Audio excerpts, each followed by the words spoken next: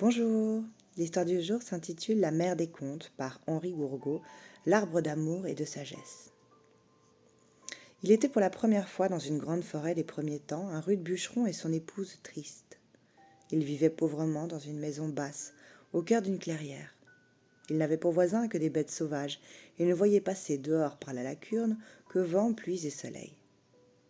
Mais ce n'était pas la monotonie des jours qui attristait la femme de cet homme et la faisait pleurer seule dans sa cuisine. De cela, elle se serait accommodée. Hélas, en vérité, son mari avait l'âme aussi broussailleuse que la barbe et la tignasse. C'était cela qui la tourneboulait. Caressant, il était comme un buisson d'épines, et quand il embrassait en grognant sa compagne, ce n'était qu'après l'avoir battue. Tous les soirs, il faisait ainsi dès son retour de la forêt.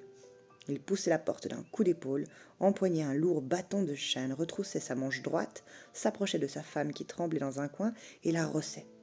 C'était là sa façon de lui dire bonsoir. Passèrent 1000 jours, 1000 nuits, 1000 roustes. L'épouse supporta sans un mot de révolte les coups qui lui pleuvaient chaque soir sur le dos. Vint une aube. Ce matin-là, comme elle regardait son homme s'éloigner sous les grands arbres, sa hache en bandoulière, elle posa les mains sur ses hanches et pour la première fois depuis le jour de ses épousailles, elle sourit. Elle venait à l'instant de sentir une vie nouvelle bouger là dans son ventre. Un enfant, pensa-t-elle, tremblante, émerveillée. Mais son bonheur fut bref, car lui vint aussitôt plus d'épouvante qu'elle n'en avait jamais enduré. Misère, se dit-elle, qui le protégera si mon mari me bat encore? En me cognant dessus, il risque de l'atteindre. Il le tuera peut-être avant qu'il ne soit né. Comment sauver sa vie? Mais comment, Seigneur, ne plus être battue?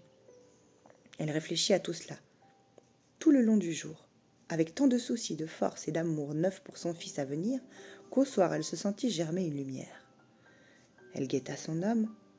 Au crépuscule, il s'en revint comme à son habitude. Il prit son gros bâton, grogna, leva son bras noueux, et alors elle lui dit « Attends, mon maître, attends.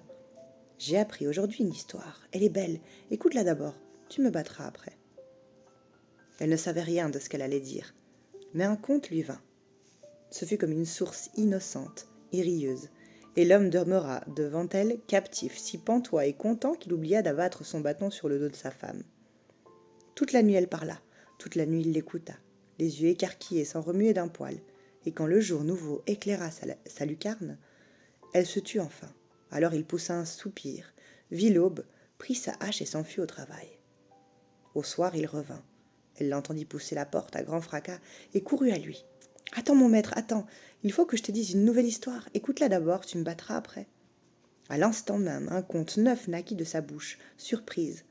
Comme la nuit passée, son époux l'écouta, l'œil rond, le poing tenu en l'air par un fil invisible.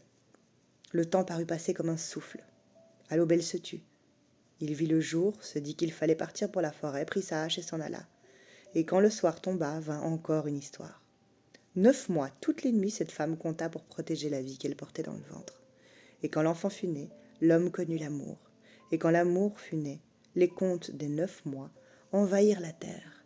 Bénie soit cette mère qui les a mis au monde. Sans elle, les bâtons auraient à eux seuls la parole. Bonne journée.